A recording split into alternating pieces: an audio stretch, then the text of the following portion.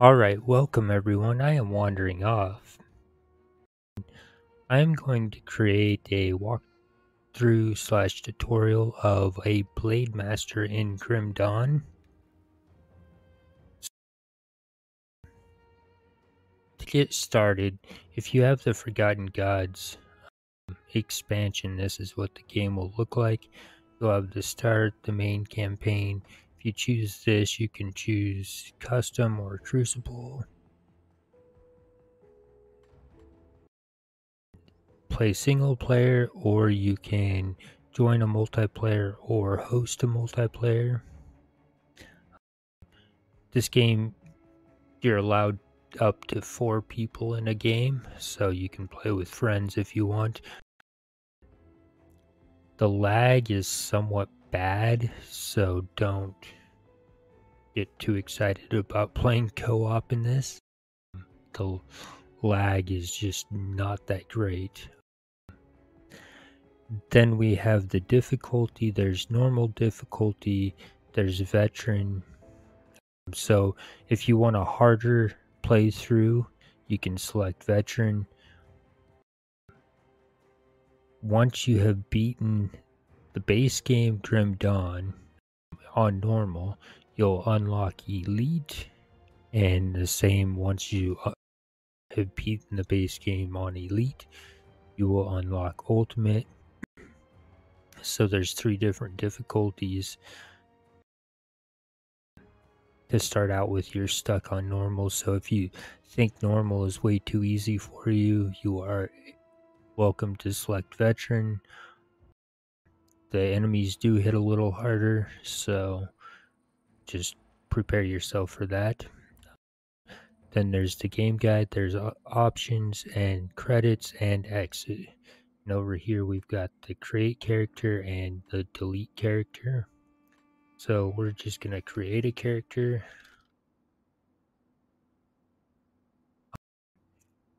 When creating a character, you can choose to play on hardcore or softcore. If you have hardcore checked, that means that death is permanent and that once your character dies, you have to start all over again.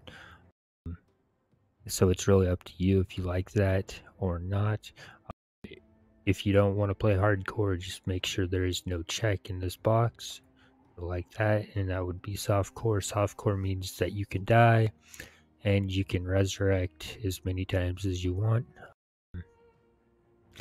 And then, of course, if you want to, you can select veteran here as well. So we're going to go ahead and create our character. So this is our character. Start out with. Grim Dawn gives us a few options. We can either start the main campaign, or we can go into the Crucible. The Crucible is very helpful for some builds, especially because you can get up some devotion points by doing the Crucible before going into the game. That's totally up to you. In my opinion, if you're going to do the Crucible, I would recommend jumping into the main campaign and getting to like level 5 and then going to the Crucible, just to give yourself a little bit of a level advantage. You don't have to. You can start at level 1 and go in there. Unless you have other characters that are higher level and you have stuff in your shared stash, you might have some potions that you can give your character and make it much easier.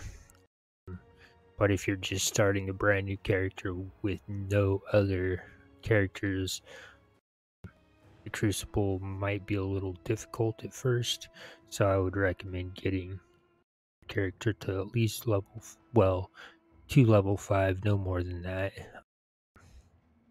and then jumping into the Crucible. So we're going to just go ahead and start. So the main campaign, there is a little video if you wish to watch it. You really don't have to talk to that guy or this guy to start out with.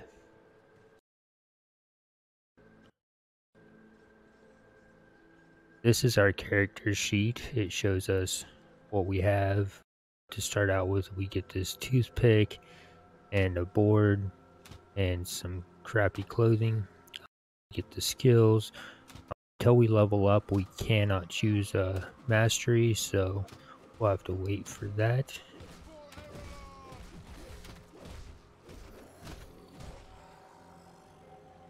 So we'll go out here.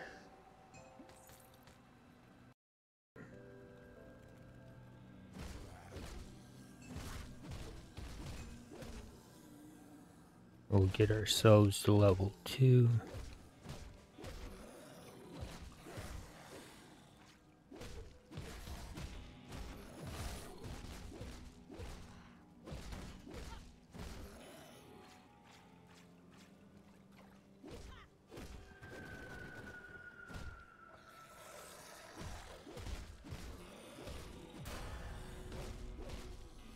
Alright, so now we're level 2.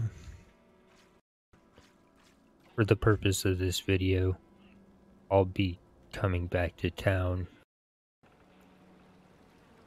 quite a bit when we level. So now that we're level 2, this opens up and we can select our first class. In this game, you get to choose 2 different classes. As I said, we will be making a tutorial on the Blademaster. So what that consists of is the Nightblade and Soldier. To start out with, we will choose Nightblade. We have to wait until level 10 to be able to choose our second class. Our first class is Nightblade. So down here is our mastery bar. In order to unlock skills, we have to put points into the mastery bar. So we'll go ahead and do that now. So our very first point goes into the mastery bar and it unlocks these 3. So dual blades. Among the most fundamental skills of the Nightblade are the mastery of melee dual wielding, favoring the use of piercing blades, and the art of drawing elemental cold from iron and steel. This is a melee dual wielding bonus. Also enables the ability to dual wield melee weapons. So we're gonna grab that.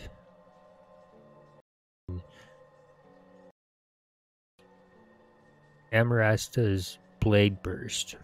Master of Assassins Amarasta, legendary among the Nightblades for her alacrity, developed a technique by which she would unleash a burst of deadly phantasmal blades which spread out from the point of attack to impel all adjacent foes.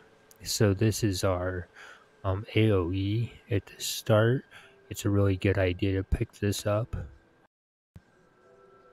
And then also there's one more skill that is unlocked. We just don't have the skill points to use it, so we've used our 3 points.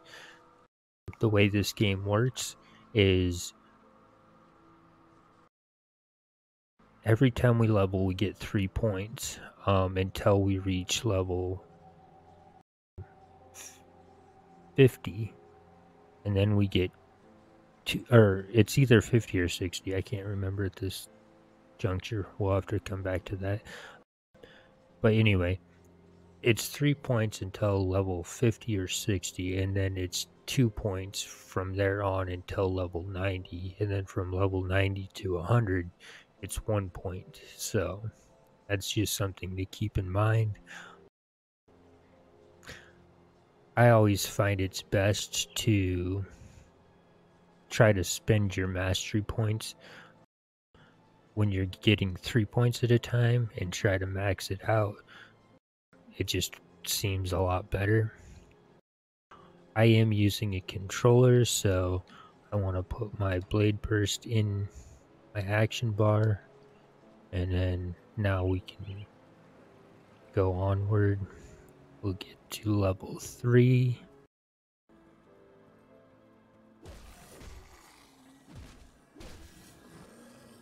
Now, if you're interested in gaining some levels rather quickly, you can ride this little boat and run around that circle. There's a little island it will take you to, and you can get to level 5 very quickly. If you're playing normal, you can do it just right as soon as you start the game. If you're playing veteran, I wouldn't run over there just yet. I would get a few levels because they do hit hard veteran. So it's just something to pay attention to. But it is a great way to get to level 5 very quickly. I've been playing a lot of Diablo 2, so the character button is the opposite button it is in Diablo 2, which is kind of irritating, but it is what it is. So that's why if you see me hit the pause screen most of the time, it's just because I've been getting used to playing Diablo 2.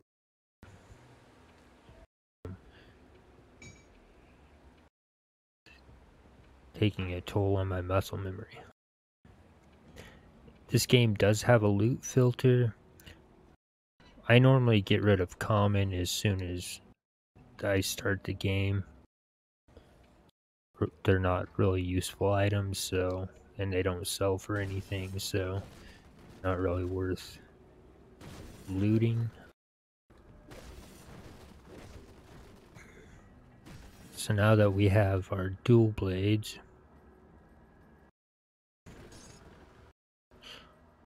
dual wield ability, we can use 2 weapons at once.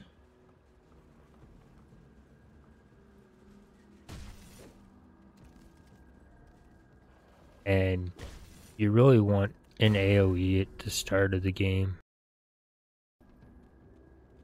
as soon as you can get it, because it's very useful. We're going to come back to town now that we're level 3. We're going to...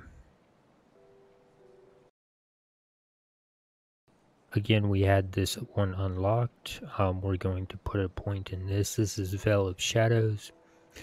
A psionic veil clouds the mind of nearby enemies, slowing their movements and diminishing their effectiveness in combat.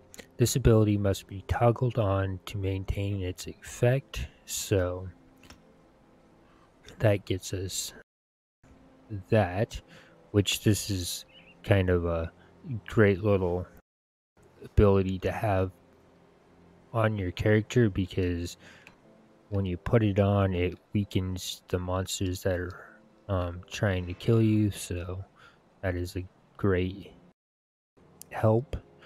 Alright, so we only have 1 point there. We have 2 points left over. Now you can choose to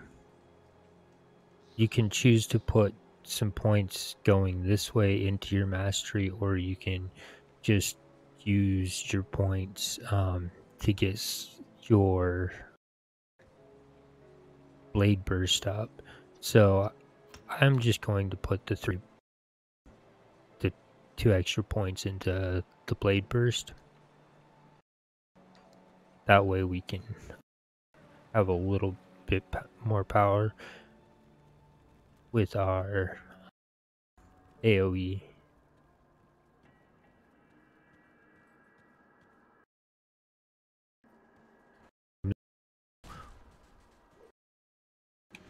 Just remember to switch your bar back before you run out and try to attack. I do that a lot. I completely forget that I have my buff bar on instead of my attack bar.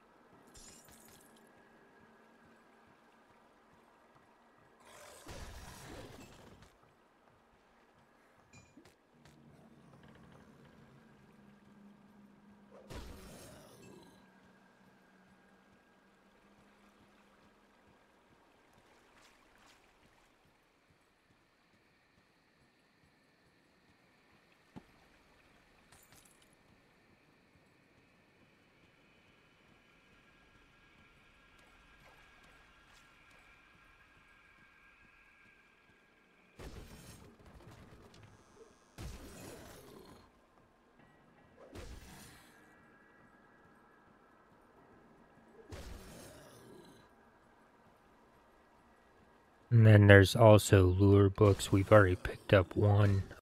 You don't have to pick them up if you don't want to. They do give you experience. The ones we're picking up right now aren't all that much, but it's still some sort of experience, so might as well.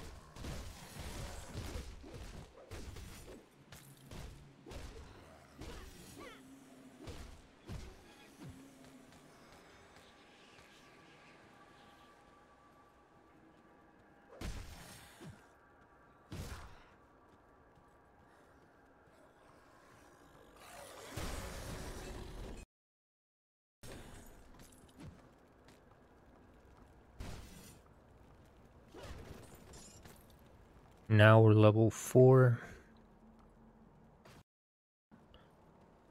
In this game, there is, you get a waypoint. You can create your own little rift, which is very handy. You don't have to do any quest or anything for it. You just get it right off the bat. So it's kind of helpful.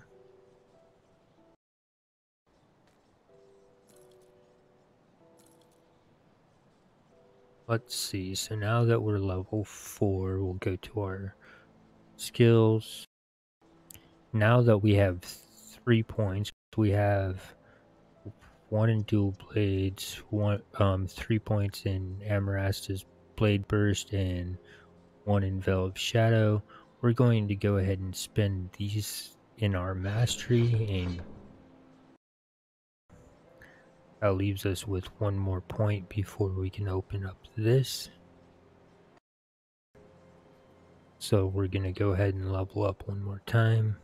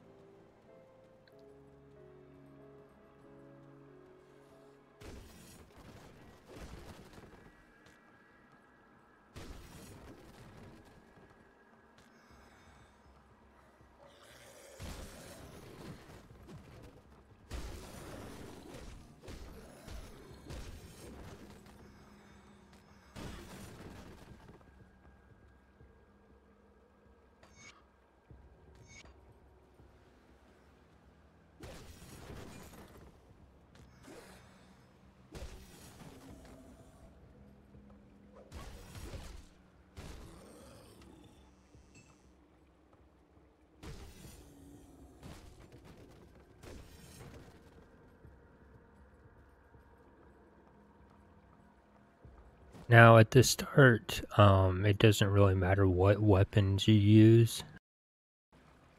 You just want to get some weapons and, be able to kill things. So it's not really important.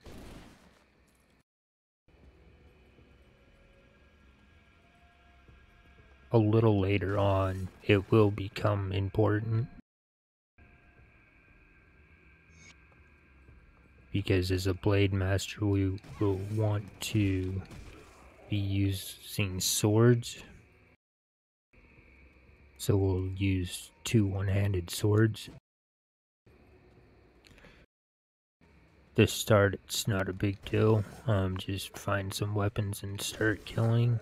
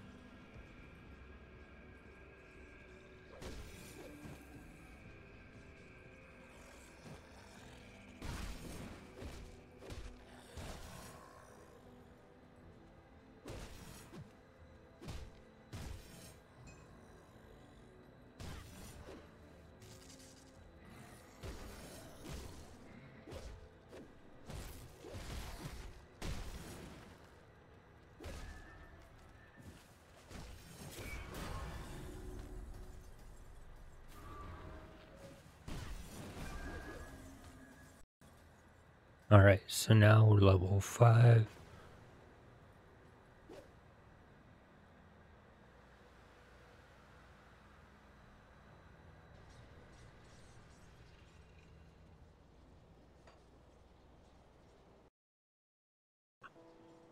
Once again, we'll put 1 point in our mastery, and this opens up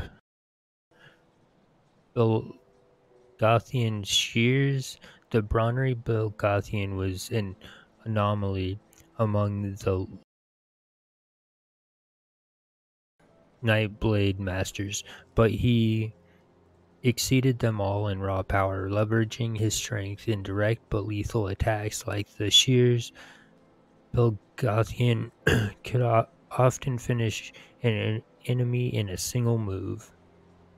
This is a melee dual-wielding technique that activates off of default weapon attacks. We're gonna go ahead and grab this one. And then Phantasmal Blades, a legendary technique of the Nightblades, hurl conjure blades infused with shadow magic that rend through flesh like paper.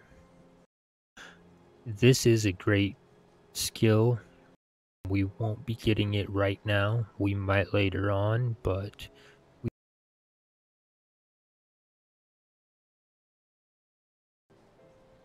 it is a very good one to get. The next one that we have unlocked is Pneumatic Burst. Martial techniques of the Nightblades enable you to draw a vital breath of pneuma from your surrounding for short bursts of speed and power. The Metabolic acceleration caused by these vital breaths also confers minor healing. So this is a great one to get because it does heal you. So it's just another heal. Our healing potions, oops, do happen to have a cooldown, so it's great to have that extra option for a heal. So that is why we want that. Alright, so I'm trying to make these videos rather